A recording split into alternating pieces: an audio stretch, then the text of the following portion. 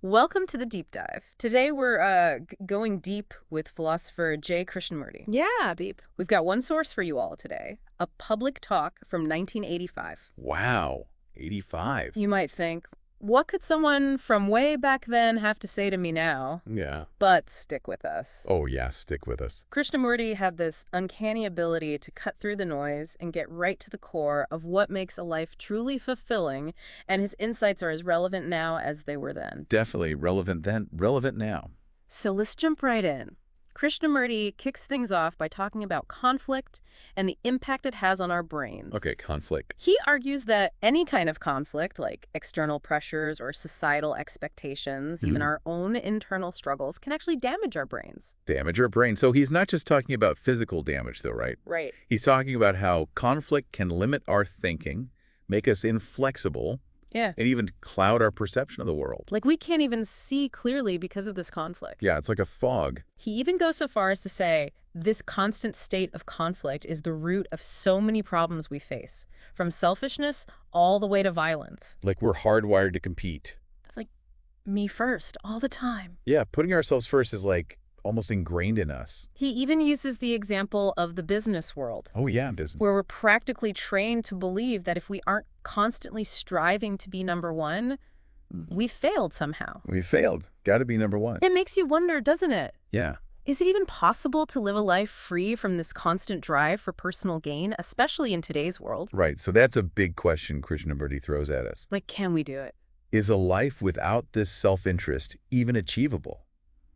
If we could somehow break free from that me-first mentality, would that be the key to untangling all those messy conflicts, both internal and external? That's a powerful thought, and it really makes you question how much of our daily life is driven by that me-first attitude.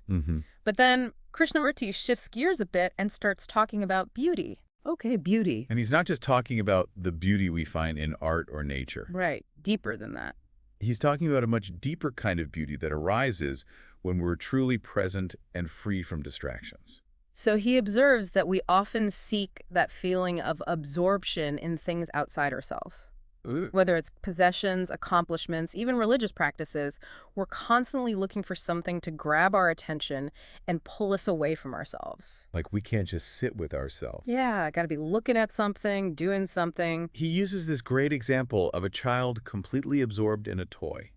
Oh, I love that example. They're totally in the moment, lost in their own little world. Yeah, just completely absorbed. And Krishnamurti points out how in those moments of absorption, there's a sense of stillness and peace. Stillness, peace, like completely present. But then he asks a really thought-provoking question. Can we experience that same stillness and peace without needing to be absorbed in something external? Can we find that stillness within ourselves even when we're not lost in something else? That's a tough one. It's a challenge, isn't it, to find that inner peace without relying on something outside of ourselves? It is. It's a real challenge. It makes you think about all the ways we distract ourselves, all the things we use to avoid facing those quiet moments alone with our own thoughts. Yeah, all the ways we run away from ourselves. And that leads us right into the next big topic Krishnamurti tackles: suffering. Oh boy, suffering. He doesn't shy away from the hard stuff. He acknowledges that suffering is a universal human experience. Everyone suffers. From personal loss to the pain we see in the world around us, suffering is something we all face. Absolutely. And he doesn't sugarcoat the reality of it. Nope. He talks about how society itself, with all its violence and corruption, perpetuates suffering on a massive scale. Yeah, he doesn't let society off the hook. But even more importantly, he challenges us to look at how we deal with sorrow individually. Okay, so how do we deal with it? Do we cling to it? Do we wallow in self-pity? Do we seek distractions to avoid feeling the pain? He argues that many of the ways we try to cope with sorrow actually prevent us from moving through it. Like we get stuck. It's like we're so afraid of the pain that we end up making it worse by trying to avoid it. Makes sense. But Krishnamurti suggests a different approach. Okay, I'm listening. Instead of avoiding or analyzing suffering, he says the key is to confront it directly. Confront it. He's urging us to sit with the rawness of our pain, to experience it fully without trying to escape. Whoa. He argues that this willingness to face suffering head on is actually the path to a deeper kind of freedom. That's the powerful thought. It's a radical idea, isn't it, to actually lean into our suffering instead of running away from it. Yeah, but it goes against everything we think we know, right? But this is where Krishnamurti's ideas start to get really interesting, because he suggests that by confronting sorrow in this way, without flinching, Yeah. we tap into a wellspring of energy and vitality. He calls it passion. Passion, that's a big word. It is, and it's crucial to understand he's not talking about the fleeting kind of passion we associate with desire or lust. Right, not that kind of passion. This is a deeper, more enduring passion for life itself. Okay, a deeper passion. A passion that fuels creativity, love, and meaningful action. So how do we access this incredible source of passion? Well, Krishnamurti emphasizes the importance of self-awareness. Okay, self-awareness. He talks about the need to pay close attention to our thoughts, feelings, and reactions without judgment. Like really paying attention. Yeah, really being present with ourselves. He suggests we need to become aware of the ways we seek absorption, the ways we try to escape the present moment. All those He distractions. even uses the example of religious rituals and practices. Oh, yeah. Interesting. While they can offer solace, he points out they can also become a way of avoiding confronting the realities of life. It's like we're using these rituals as a crutch Yeah, correct. instead of facing our anxieties head on. Yeah. He challenges us to ask ourselves if true stillness and peace can only be found in those fleeting moments of absorption, or if it's possible to cultivate that inner stillness even amidst the chaos of everyday life. That's the real challenge, isn't it? And it makes you think about all the ways we distract ourselves in the modern world, right? Right. All the ways we try to numb those difficult emotions. Krishnamurti argues that true freedom comes not from avoiding these difficult emotions, Not avoiding them. but from developing the capacity to experience them fully To just sit with them. without being swept away. He talks a lot about the importance of sensitivity, too. Okay, sensitivity. He says we've become desensitized to the world around us. Like we're numb. He uses the example of noise pollution. Oh, yeah, that's a good one. We're constantly bombarded with noise to the point where we just tune it out. It's like background noise now. But he suggests this dulling of our senses also dulls our minds and spirits. Makes sense. It's like we've lost the capacity to truly see, hear, and feel the beauty that surrounds us. We're just not paying attention anymore. He argues that this loss of sensitivity prevents us from experiencing a deeper connection to life, to ourselves, and to each other. We're disconnected. And get this, he even links sensitivity to truth. Wow, sensitivity and truth. It's fascinating. It is. He seems to be saying that when we're desensitized to the world, Mm-hmm. we're also cut off from truth. Interesting. And without this connection to beauty and truth, Yeah, we can't fully experience that profound passion he's talking about. that deeper passion. He also points out how our lives are often structured around this principle of reward and punishment. Okay, reward and punishment. We're constantly seeking pleasure and avoiding pain. It's like we're on this endless treadmill. Always chasing, always avoiding. And Krishnamurti suggests this constant striving prevents us from experiencing true contentment. We can never just be content. Always looking for the next thing. He uses the example of training a dog. Training a dog. We reward the dog for obeying, and we punish it for disobeying. Right, classic conditioning. Eventually, the dog learns to do what we want. But are we any different? But he's suggesting that we, as humans, are often trained in a similar way. We are, aren't we? We're taught to conform to societal expectations, Mm-hmm. to seek approval and avoid disapproval. It's like we're constantly performing for someone. And he asks us to question whether this way of living is truly fulfilling, Yeah, is it really fulfilling? or if it just keeps us trapped in this cycle of seeking and avoiding. Seeking and avoiding, always on that treadmill. It's like we're constantly performing for some invisible audience, Yeah, like we're always trying to impress someone. instead of living authentically. Right, not being true to ourselves. And this brings us to one of Krishnamurti's most powerful messages, the importance of questioning. Questioning, okay. He encourages us to question our assumptions, Mhm. our beliefs, Therapy. even our motivations. Why do we do what we do? He seems to believe that questioning is essential for growth and transformation. It makes sense, doesn't it?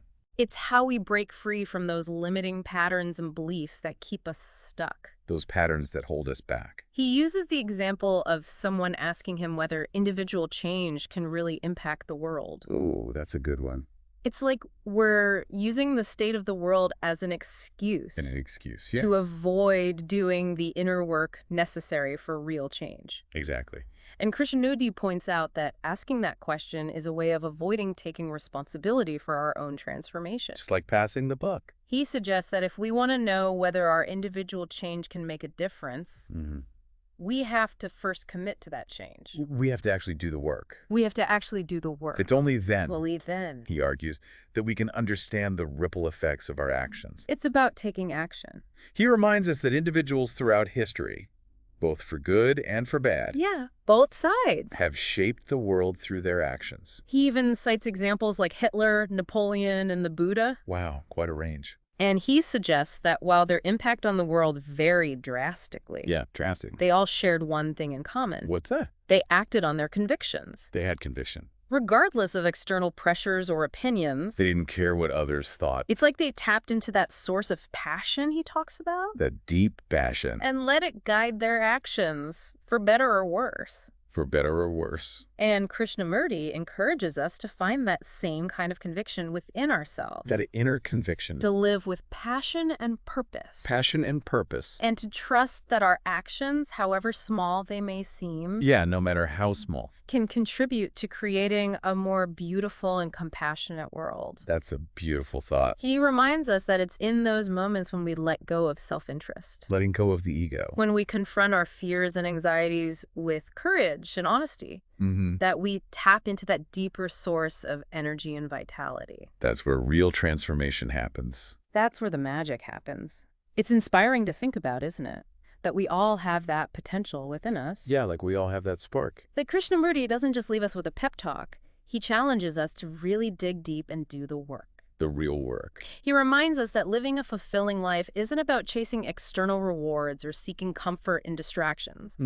It's about cultivating inner stillness, That quiet within. facing our fears and sorrows with courage, and embracing life with a profound and enduring passion. Not the fleeting kind, but the real deal. He really emphasizes the importance of staying present with those difficult emotions, Like really being there with them. particularly sorrow. Sorrow, yeah, that's a tough one. He cautions against escaping from the pain or trying to overanalyze it. Because sometimes we can get lost in our heads, right?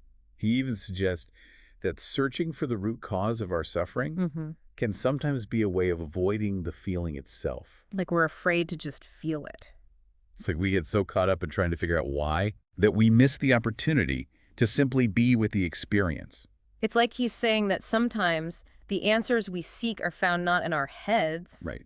but in our hearts. We have to feel it to heal it. We have to feel it to heal it. Exactly. And he offers this beautiful analogy. Okay, I love analogies. He compares the process of staying present with sorrow to holding a precious jewel in your hand. Oh, wow. The more you look at it, Yeah. the more its beauty is revealed. So by simply observing our sorrow without judgment or resistance, we can come to a deeper understanding of ourselves Yeah. and the nature of suffering itself. It's like turning the jewel over and over in your hand. And here's where Krishnamurti introduces a truly intriguing idea. Okay, hit me with it. He suggests that through this process of confronting sorrow directly, Directly. Yeah. a powerful and transformative passion can emerge. Passion. There it is again. And again, he clarifies that he's not talking about the passion of desire or attachment. Right, not that surface level stuff. Yeah. But a much deeper, more profound passion for life itself. Like a deep wellspring. It's a passion rooted in awareness, courage, Yeah.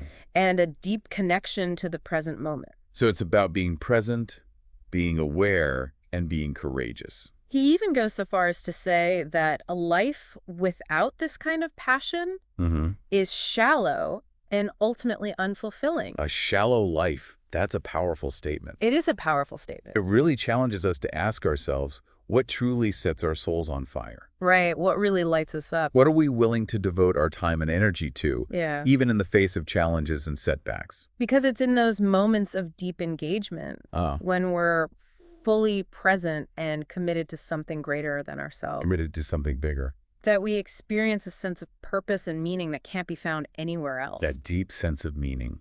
So as we wrap up this deep dive into Krishnamurti's wisdom, It's been a journey. we invite you to reflect on what resonated most with you. Yeah, take some time to think about it. What insights stood out? What questions are you left pondering? How can you apply these ideas to your own life?